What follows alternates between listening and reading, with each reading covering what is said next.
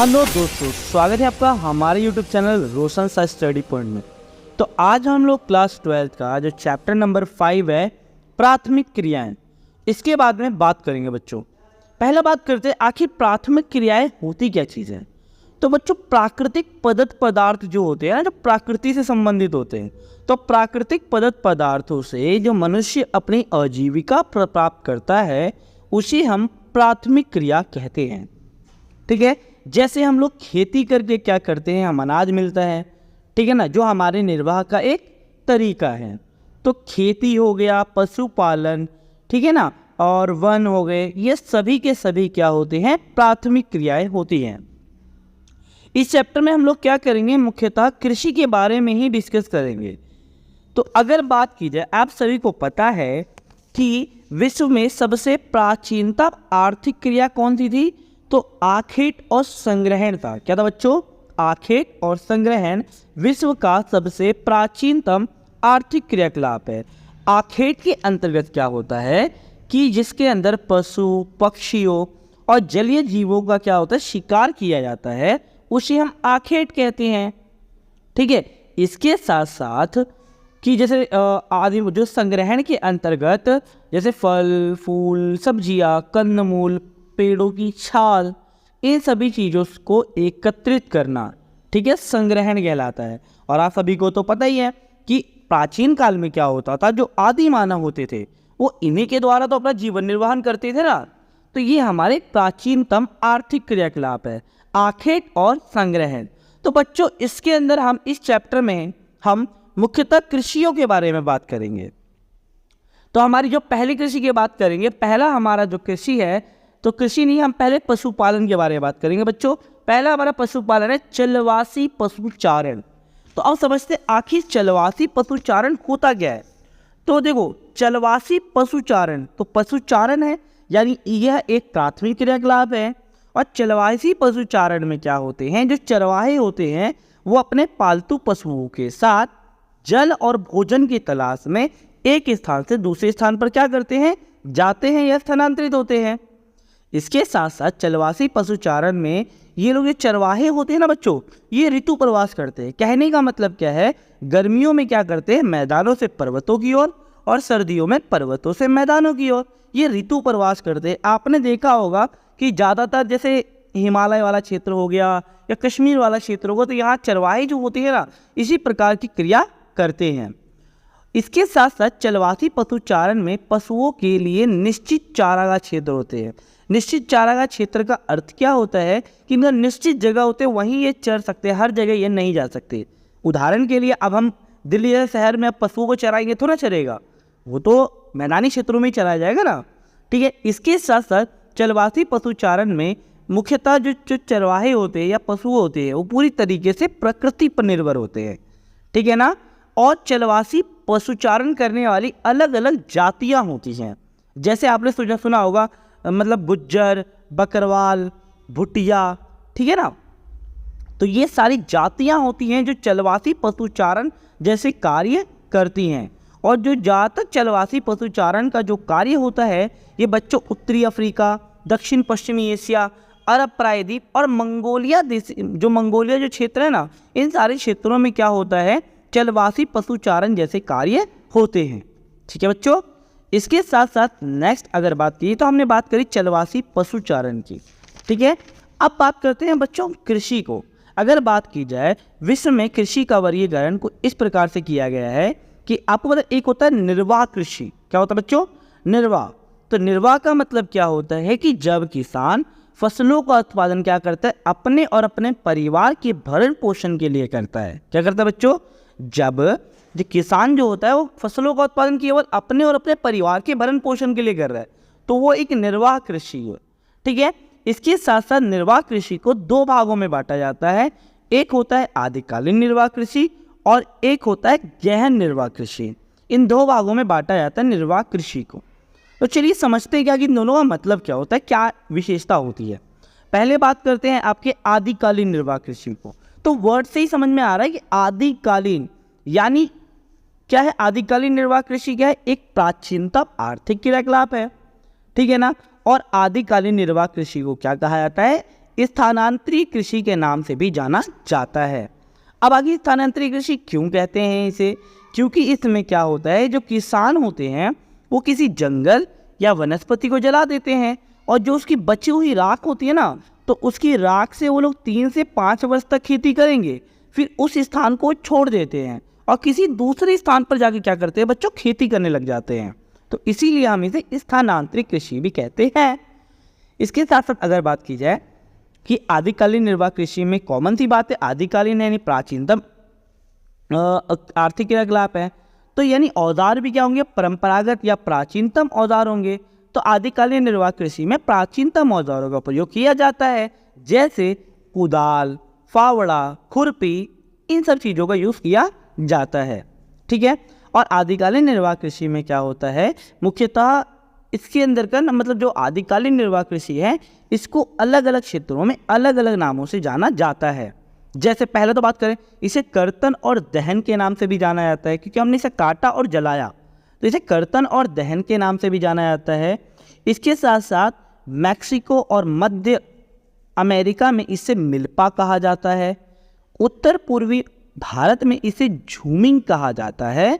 Indonesia और Malaysia में इसे लद्दाख के नाम से जाना जाता है।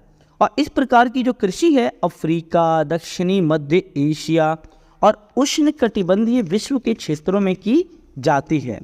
ठीक है। तो ये तो रहा बच्चों हमारा आदिकालीन निर्वाह कृषि की विशेषताएं। अब बात करते हैं गहन निर्वाह कृषि। तो आप सभी को देखो, गहन निर्वाह कृषि मैंने डेफिनेशन पहले ही बताई थी कि आप कह सकते हो गहन निर्वाह कृषि का मतलब क्या होता है कि जब किसान फसलों का उत्पादन अपने और अपने परिवार के भरण पोषण के लिए करता है, तो उसे हम गहन निर्वाह कृषि कहते हैं। और गहन निर्वाह कृषि में क्या होता है, यंत्रों की अपेक्षा मानव श्रम को ज़्यादा महत्व दिया जाता है। यानी इसमें मशीनों का यूज़ नहीं किया जाता खेती करने के लिए, इसमें मानव श्रम को ज़्यादा प्राथमिकता दी जाती है। जिसके अंतर्गत क्या होता है, कृषक और कृषक का परिवार जो होता है वो कृषि कार्यों में क्या होता है, लगा होता है। और गहन निर्वाह कृषि में क्या होता है, प्रति व्यक्ति उत्पादन कम होता है और प्रति हेक्टेयर उत्पादन क्या होता है, अधिक होता है। और कॉमन सी बात है, अपने परिवार और परिवार के भरण पोषण लिए करते हैं, यानी पूंजी की आवश्यकता इसके अंदर क्या होती है, कम पड़ती है। ठीक है ना।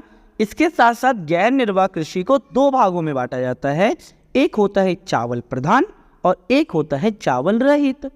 ठीक है। इसके मुख्य अगर क्षेत्रों की बात की जाए तो ये मुख्यतः चीन, उत्तरी कोरिया, जापान और भारत में गंगा के जो मैदानी क्षेत्र है ना, उन क्षेत्रों में गहन निर्वाह कृषि जैसे कार्य करते हैं। इसके साथ साथ ये तो रहा हमारा गहन निर्वाह कृषि और हमने बात करी आदिकालीन निर्वाह कृषि। नेक्स्ट बात करेंगे बच्चों हम लोग रोपण कृषि के बारे में। तो रोपण कृषि की विशेषताओं की अगर बात की जाए तो रोपण कृषि में क्या होता है, खेतों का आकार बहुत बड़ा होता है। तो कॉमन सी बात है, रोपण मतलब क्या होता है, बेसिकली ये भी व्यापार के उद्देश्य से किया जाता है। तो व्यापार के उद्देश्य से किया जा रहा है तो खेतों का आकार क्या होता है, इसमें बड़ा होता है और काफ़ी विस्तृत होता है। और रोपण कृषि में क्या होता है, अधिक पूंजी निवेश की आवश्यकता होती है और वैज्ञानिक विधियों का प्रयोग किया जाता है खेती करने के लिए। रोपण कृषि में एक ही बार फसल उगाएंगे, कहने का मतलब क्या है, एक बार फसल उगाने के बाद क्या हो जाता है, उसका बड़े पैमाने पर उसका यूज़ किया, यानी एकलीय फसलों को ज़्यादा बढ़ावा दिया जाता है। ठीक है ना। उदाहरण के लिए अगर फसलों की बात करें, जैसे चाय हो गई, कॉफ़ी हो गया, गन्ना, रबड़, अनानास, केला, मसाले। ठीक है। ये ऐसी फसलें होती हैं एक बार उत्पादन करेंगे, काफ़ी लंबे समय तक इसका लाभ उठाया जाता है। ठीक है बच्चों। नेक्स्ट हमारा बात करेंगे, ये तो हमारी रोपण कृषि रही। अब बात करेंगे हमारा वाणिज्य अनाज कृषि। तो बच्चों हमें इस वर्ड से ही समझना, वाणिज्य का मतलब क्या हो रहा है, जब फसलों का उत्पादन व्यापार के उद्देश्य से किया जाता है तो उसे हम वाणिज्य अनाज कृषि कहते हैं। इसके साथ साथ कि अब होता क्या है, मतलब ये बेसिकली वाणिज्य अनाज कृषि में क्या होता है, फसलों की कटाई से लेकर बुआई तक सभी कार्य क्या होता है, यंत्रों द्वारा होता है, मशीनों द्वारा यहाँ काम किया जाता है। ठीक है ना। और ये मुख्यतः उन क्षेत्रों में की जाती है जहाँ जनसंख्या का आकार क्या होता है, छोटा होता है या जनसंख्या कम होती है। वाणिज्य अनाज कृषि में प्रति व्यक्ति उत्पादन तो ज़्यादा होता है लेकिन प्रति हेक्टेयर उत्पादन कम होता है। और इसके साथ साथ क्या होता है, ये अत्यधिक इसमें ना मतलब वाणिज्य अनाज कृषि में अत्यधिक विकसित यंत्रों का प्रयोग किया जाता है। ठीक है बच्चों, इसके प्रमुख क्षेत्रों की अगर बात की जाए तो उत्तरी अमेरिका में पेरिस है, यहाँ खेती की जाती है। अर्जेंटीना में पंपास, ठीक है ना। दक्षिणी अफ्रीका में वेल्डस, ऑस्ट्रेलिया में डाउन्स, यूरेशिया में स्टेपीज, न्यूजीलैंड में कैटरबरी क्षेत्रों में किया जाता है इस प्रकार की कृषि। ठीक है बच्चों, तो ये रहा हमारा वाणिज्य अनाज कृषि की विशेषताएं। अब बात करते हैं, ये तो रहा हमारी वाणिज्य अनाज कृषि की विशेषताएं। ठीक है, तो ये तो इसके साथ साथ हमारी तो अन्य कृषि होती, एक होती है मिश्रित कृषि। अब आपको समझ आ रहा है मिश्रित। अब मिश्रित का मतलब होता क्या है कि जब क्या होता है फसलों के साथ साथ क्या होता है किसान पशुपालन को भी समान महत्व जब देकर खेती करता है तो उसे हम मिश्रित कृषि कहते हैं। यानी फसलों को भी समान महत्व दे रहा है और पशुओं को भी, ठीक है ना। और मिश्रित कृषि क्या होती है, विश्व का एक प्रमुख क्या है, प्राथमिक क्रियाकलाप है। और मिश्रित कृषि में क्या होता है, अधिक पूंजी निवेश की आवश्यकता होती है। ठीक है, और पूंजी निवेश की ज़रूरत किसमें होती है, रासायनिक खाद खरीदने के लिए, वैज्ञानिक विधियों का प्रयोग करने के लिए अधिक पूंजी निवेश की आवश्यकता होती है। इसके साथ साथ मिश्रित कृषि में व्यावसायिक रूप से कुशल श्रमिकों की आवश्यकता होती है। ये नहीं अर्धकुशल नहीं, मतलब कुशल होने चाहिए श्रमिक। और ये मुख्यतः किन किन क्षेत्रों में किए जाते थे, उत्तरी अमेरिका, पश्चिमी यूरोप और पूर्वी एशिया जैसे देशों में किया जाता है, यानी विकसित देशों में किया जाता है। तो ये तो रहा बच्चों हमारी मिश्रित कृषि की विशेषताएं। इसी के साथ साथ एक और होता है जिसे हम कहते हैं भूमध्य सागरीय कृषि। अब आखिर भूमध्य सागरीय कृषि का मतलब क्या होता है, यानी वह कृषि, यानी कहने का मतलब क्या है कि जब मतलब क्या था भूमध्य सागर के सीमावर्ती जो क्षेत्र होते हैं ना, तो भूमध्य सागर के सीमावर्ती क्षेत्रों में की जाने वाली कृषि को क्या कहते हैं, हम भूमध्य सागरीय कृषि कहते हैं। और भूमध्य सागरीय कृषि क्या है, विश्व का एक प्रमुख प्राथमिक क्रिया है। ठीक है ना। और भूमध्य सागरीय कृषि में खट्टे फसलों का उत्पादन किया जाता है। किसमें किया जाता है बच्चों, खट्टे फसलों का उत्पादन भूमध्य सागरीय कृषि में किया जाता है। उदाहरण के लिए आपको पता है अंगूर, संतरा, अंजीर, जैतून, नींबू, इन सभी चीज़ों का जो उत्पादन होता है वो भूमध्य सागरीय कृषि में होता है। अब भूमध्य सागर की प्रमुख फसल कौन सी है, तो आपका अंगूर याद रखना बच्चों। मतलब इससे ना अंगूर से किशमिश भी बना के करते हैं ये लोग खेती। और इसके साथ साथ ठंडियों में क्या होता है, शीत ऋतु में भूमध्य सागरीय कृषि में क्या होता है, अमेरिका और पश्चिमी यूरोप की फल एवं सब्जियों की आवश्यकता की पूर्ति करता है। कौन, भूमध्य सागरीय कृषि। ठीक है। अगर इसकी क्षेत्रों की बात की जाए तो वे क्षेत्र हैं कैलिफोर्निया, मध्य चिली, उत्तरी अफ्रीका, दक्षिणी पश्चिमी अफ्रीका जैसे देशों में इस प्रकार की कृषि की जाती है। ठीक है बच्चों, तो ये तो हमारी रही प्रमुख कृषि के बारे में। किसके अलावा बच्चों, प्रमुख कृषि के बारे में।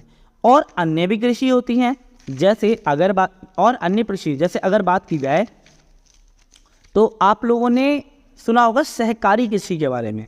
ठीक है ना।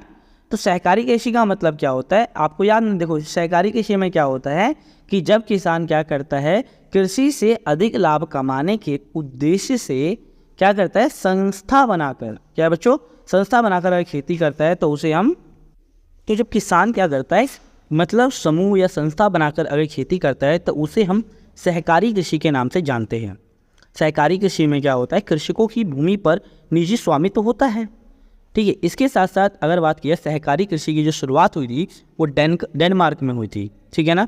और इसके प्रमुख अगर क्षेत्रों की बात की जाए तो डेनमार्क, स्वीडन, फिनलैंड, ठीक है ना, बेल्जियम, नीदरलैंड जैसे देशों में इस प्रकार की कृषि की जाती है। एक और अन्य कृषि होती है जिसे हम कहते हैं सामूहिक कृषि। तो सामूहिक कृषि में क्या होता है, सामूहिक कृषि में क्या होता है कि ये सार्वजनिक भूमि पर मुख्यतः जो कृषक की जाती है उसे हम सामूहिक कृषि कहते हैं, जो सार्वजनिक भूमि सभी के लिए होती है। और सामूहिक कृषि में क्या होता है, सामूहिक कृषि में कृषि भूमि पर कृषि का सार्वजनिक स्वामित्व होता है। और इसकी जो शुरुआत हुई थी ये सोवियत संघ से हुई थी। कहाँ से हुई थी बच्चों, सोवियत संघ से। और सोवियत संघ में इसे कोल खगोज के नाम से भी जाना जाता है, यानी कोल खगोज के नाम से भी इस कृषि को जाना जाता है सोवियत संघ में। इसी प्रकार से एक और कृषि होती है जिसे हम कहते हैं डेयरी कृषि। अब बात करते हैं डेयरी कृषि का मतलब क्या होता है। तो डेयरी कृषि में क्या होता है, अधिक पूंजी निवेश की आवश्यकता किस में होती है, पशुओं के स्वास्थ्य में, रख रखाव पे या निवास स्थल पर, ठीक है ना, या उसमें वैज्ञानिक विधियों का जब प्रयोग किया जाता है तो उसमें अधिक पूंजी निवेश की आवश्यकता होती है। और डेयरी कृषि में मुख्यतः व्यावसायिक रूप से कुशल श्रमिकों की आवश्यकता होती है। इसमें दूधारू पशुओं को पाला जाता है जो दूध दे सके। ठीक है, इसके साथ साथ ये प्रमुख क्षेत्रों की अगर बात की जाए तो ये पश्चिमी यूरोप, उत्तरी पूर्वी अमेरिका, दक्षिणी पूर्वी एशिया, न्यूजीलैंड आदि देशों में इस प्रकार की कृषि की जाती है। ठीक है बच्चों, तो ये तो रहा हमारा डेयरी कृषि की विशेषता है। क्या रहा बच्चों हमारा डेयरी कृषि। अब हमारा बात करेंगे, आखिर ये दोनों हमारी सारी की सारी कृषि तो हो गई। ठीक है, तो एक अन्य कृषि आती है जिसे कृषि भी नहीं कह सकते, वाणिज्य पशुधन कहते हैं। इस क्या कहते हैं बच्चों, वाणिज्य पशुधन पालन। अब समझते हैं इसकी मीनिंग क्या होती है वाणिज्य पशुधन पालन की। यानी इसमें क्या होता है, वाणिज्य मैंने आपको शुरुआत में ही समझाया था, वाणिज्य का मतलब होता है व्यापार। ठीक है, तो जब क्या करता है किसान पशुओं का पालन व्यापार के उद्देश्य से किया जाता है तो उसे हम वाणिज्य पशुधन पालन कहते हैं। तो बच्चों जब पशुओं का पालन व्यापारिक उद्देश्यों से प्रभावित होकर किया जाता है तो उसे वाणिज्य पशुधन पालन कहते हैं। इसमें क्या होता है, एक ही प्रकार के, अगर बात की जाए वाणिज्य पशुधन पालन में एक ही प्रकार के पशुओं को बड़े बड़े फार्मों में रखा जाता है, जैसे गाय, भैंस, सूअर, बकरी, भैंस और घोड़े जैसे पशुओं को एक ही रखा जाता है। और वाणिज्यिक पशुधन पालन में पशुओं से जो प्राप्त होता है दूध, मांस, खाल, ऊन, इनको वैज्ञानिक विधियों द्वारा संशोधित यानी परिवर्तित करके डिब्बा बंद करके विश्व के बाज़ारों में बेचा जाता है। इसके साथ साथ वाणिज्यिक पशुधन पालन में पशुओं के स्वास्थ्य, रखरखाव और प्रजनन एवं नस्ल पर वैज्ञानिक विधियों का प्रयोग किया जाता है। इसके साथ आपको समझ में आ रहा है कि ये व्यापार के उद्देश्य से किया जा रहा है, तो व्यापारिक उद्देश्य से की जाने के कारण क्या होता है, इसमें खेतों का आकार बड़ा भी हो, मतलब खेतों का नहीं, मतलब पूंजी निवेश की अधिक आवश्यकता होती है। और ये कुछ ही देश करते हैं, जैसे न्यूजीलैंड, ऑस्ट्रेलिया, अमेरिका, ब्रिटेन और यूरुग्वे देशों में क्या होता है इस प्रकार की कृषि की जाती है। ठीक है बच्चों, तो इस प्रकार की कृषि उन क्षेत्रों में की जाती है। अब तो हमें सारी की सारी कृषि समझ में आ गई कि अब बात करते हैं हमारा खनन की प्रकार से। पहले तो बात की खनन का मतलब क्या होता है, तो आप सभी को पता है खनन एक प्राथमिक क्रियाकलाप है जिसमें क्या होता है कि पृथ्वी की अत्यंत गहराई से क्या होता है खनिज पदार्थों को बाहर निकाला जाता है और इसी विधि को हम खनन कहते हैं। और खनन के बच्चों दो प्रकार होते हैं, एक होता है धरातलीय खनन और एक होता है भूगर्भिक खनन। समझते हैं दोनों में डिफरेंस क्या होता है। तो धरातलीय खनन क्या होता है, जब खनिज पदार्थों को धरातल की ऊपरी सतह से बाहर निकाला जाता है तो उसे हम धरातलीय खनन कहते हैं। और जब खनिज पदार्थों को भूगर्भ की अत्यंत गहराई से निकाला जाता है तो उसे हम भूगर्भिक खनन कहते हैं। भूगर्भिक को भी कह सकते हो या आप कह सकते हो कूपकीय खनन, क्योंकि ये भूगर्भ की यानी पृथ्वी की अत्यंत गहराई से इस प्रकार के खनिजों को बाहर निकाला जाता है। ठीक है, और आप सभी को पता है खनन को कुछ चीज़ें प्रभावित करती हैं। ऐसा तो नहीं कि हर जगह हम लोग खनन खोदने लग जाएंगे चीज़ों को निकालने के लिए। तो खनन को प्रभावित करने वाले 3 कारक होते हैं। पहला है भौतिक कारक, दूसरा है आर्थिक कारक और तीसरा है वैज्ञानिक कारक। इन तीनों के बारे में बात करते हैं। भौतिक कारक में क्या होता है बच्चों, खनिजों की मात्रा और गुणवत्ता और स्थिति का अध्ययन किया जाता है कि यानी किसी क्षेत्र में खनिज कितनी मात्रा में है, उसकी गुणवत्ता क्या है। पता चले हम सोना खोदने गए तो यहाँ निकलने लग गया कोयला, तो कोयले की यानी खनिजों की गुणवत्ता, मात्रा और उसकी सिचुएशन क्या है यानी स्थिति, किस स्थिति में है वो। ठीक है, ये तो नहीं खराब हो चुका है। ठीक है, तो ये भी हमारा डिपेंड करता है बच्चों। नेक्स्ट आता है हमारा आर्थिक कारक। आर्थिक कारक के अंतर्गत क्या होता है कि बेसिकली पूंजी निवेश का अध्ययन किया जाता है। सभी को पता है कि क्या नाम है, खनन करने के लिए पैसे की ज़्यादा ज़रूरत होती है, तो इसी चीज़ों का अध्ययन करना हमारा आर्थिक कारक कहलाता है। और फिर आता है वैज्ञानिक कारक, यानी वैज्ञानिक कारक के अंतर्गत खनिजों की प्राप्ति के लिए यंत्र आदि का अध्ययन किया जाता है कि यानी उन खनिजों को धरातल के अत्यंत गहराई से बाहर निकालने के लिए किन चीज़ों का यूज़ करना पड़ेगा। ठीक है बच्चों, तो इस चैप्टर में हमने सारी चीज़ें सारे टॉपिक्स वाइज हमने सारी चीज़ें हमने कर ली है। ठीक है, तो अगर आपको कोई डाउट लगे तो आप एक बार कमेंट कर सकते हैं। ठीक है, ये इस वीडियो की फुल मतलब इस चैप्टर का फुल वीडियो था। अगर वीडियो अच्छी लगी तो वीडियो को लाइक, शेयर, सब्सक्राइब जरूर करें। धन्यवाद।